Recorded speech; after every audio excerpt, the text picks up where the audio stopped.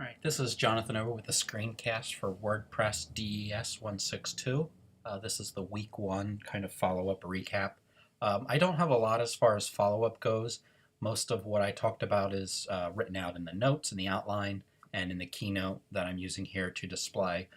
So I did just want to go through a couple points. Again, this is going to be very brief. So here is the slide with the outline. Again, you can follow along in the keynote, but you can see some of the different things we talked about. I'm not going to spend really any time on this, but there's that slide for that housekeeping. Again, emailing, texting me, that's really the best way to get questions out. And then for cancellations and closings, I'll send those out through that as well. I will use that remind.com, to send out information, maybe just to let you all know, hey, check your email. I put up the outline and the keynotes, so that's there as well. No need to break for questions. We talked through WordPress origins. Again, I have a couple slides there that just kind of gives a little bit about the history of WordPress. I talked to an extent of the blogging portion of WordPress and how I utilized that in the beginning, and then when WordPress switched to more of a page builder content management system and had a menu system in place, that it really took off, and really WordPress is the most powerful tool because of that. As far as CMSs go, it's really easy, and hopefully in the next 9 weeks now, you'll find that you'll see that and really be at that same place, fall in love with WordPress that I'm at. Talked about it being an open source tool. Gave a couple stats. Again, I'm not going to go through all these slides in this video. You're all capable of reading and following along in the keynote that I shared.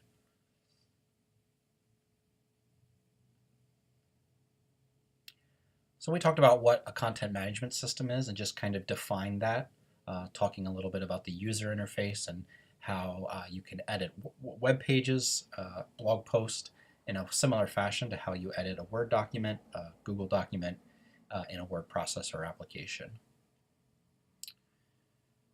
WordPress contains those controls to format text, spell checker, also has the ability to add photos to your web pages, videos. We'll be covering a lot of that. Positioning capabilities as far as justification of text, editing images. We'll cover all of this stuff.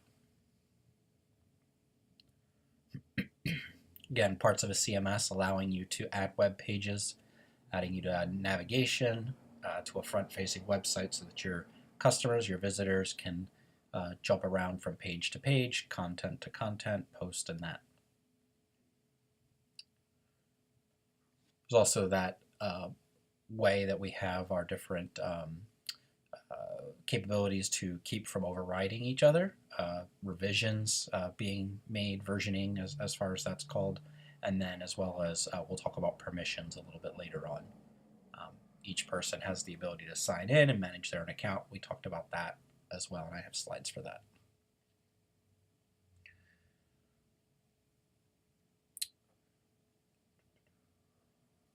So then we jumped over and talked a little bit about the differences between WordPress.com and .org. Just talking through, again, some of these things are pros and cons. They can be kind of one and the same, just depending on your level of comfortability with the tools.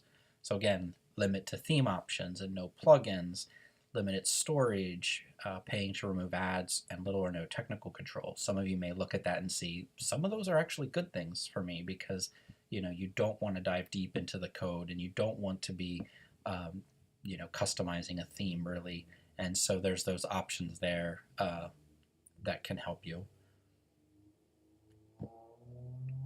Then there's the .org, and this is what we're really going to focus on in the class time, focusing on the customization aspect of WordPress, the ability to add plugins. We will talk through hosting environments and installing WordPress. Not really going to touch on really running your own ads, but that ability there with plugins and widgets. And then the ability to control your database and your files. We will hopefully get to touch on that as well.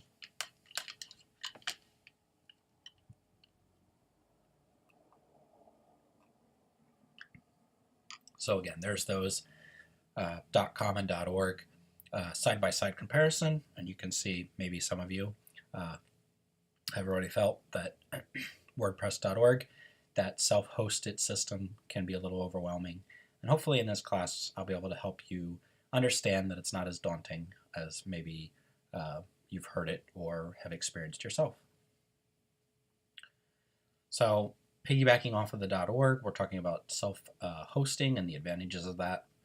We have our control, just being able to install where you need to, being able to update the files as you need to, and again, we'll focus on that in our class. The aspect of flexibility, again, just being able to install thousands of themes and plugins, that's there. We'll talk a little bit about the community. I mentioned the WordCamp Lancaster coming up, and then the meetup groups that are in Lancaster and different other meetup groups that you can find. I'd really encourage you that if you're really interested in taking WordPress to a further level and learning a lot about what is out there and available, that you take part in the community. I did mention that I'm hoping to be able to have some open office hours at my co-work, maybe during the week, just picking a day and having 1 or 2 hours available, that if anybody wants to pop in, that I can make that happen.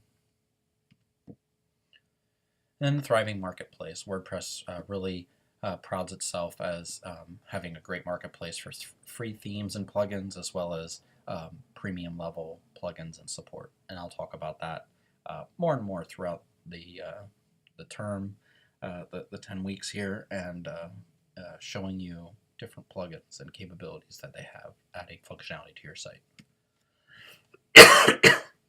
Excuse me. So I'll come back to that permissions again, using that newspaper company as kind of an illustration for this. We have our subscribers that can just manage their own profile.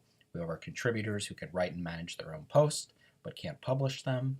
Someone, for instance, like a freelance writer who's just contributing to the newspaper. We have that author who can publish and manage their own post. So they are writing, but then they are also managing, uploading those posts.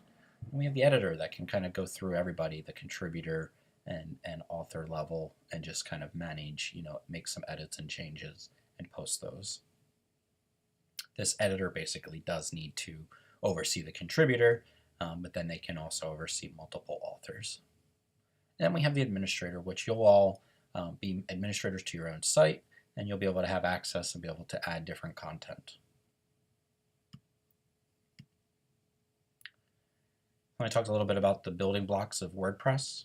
So we talked about our core, the WordPress files that basically make up the system and have everything that you need in them. WordPress admin includes WP content as well as other files.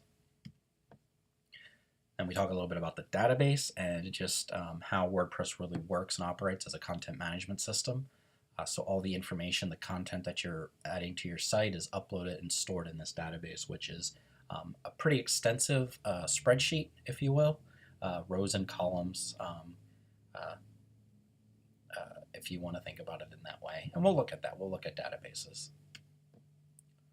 And a theme, the way that you want your WordPress site to look in the browser, as far as the layout, the colors, and fonts, that's all controlled by the theme. And plugins. They control what your site does, so the added functionality of something like a slideshow, a gallery plugin, things like Instagram and Twitter feeds, Facebook, calendars, forms, all of those things are plugins. Some of the things that we're going to need if you want to operate your own WordPress site. One is the domain, simply the address of your site, your URL, your business name, .com, .org, .net, as well as many other extensions that are available. Hosting space for your site. I mentioned Bluehost and WP Engine and GoDaddy and Media Temple, as well as others. They're all hosting platforms. Some of them range from a few dollars to $40, $50, $60 a month, depending on what your needs are, as well as depending on how much control you want to have over monitoring everything and how much you want to give to another company to monitor your site's uptime and making sure your plugins and your theme work in the best way. Also, a lot of times, when you're looking at web hosting, you want to look into the security aspect of things and just keeping your site up to date and running the best that it can be. So some of the things that you can do with WordPress: creating a blog, a website, an e-commerce website. I won't talk to extent about these, but we will go into some of this as I share examples of things that I've done and as we talk through the projects that you're wanting to do. You can create a website with a blog, so the blog portion does not need to be separate anymore from WordPress. You don't have to have a blog or a website. You can have a website with a blog built in.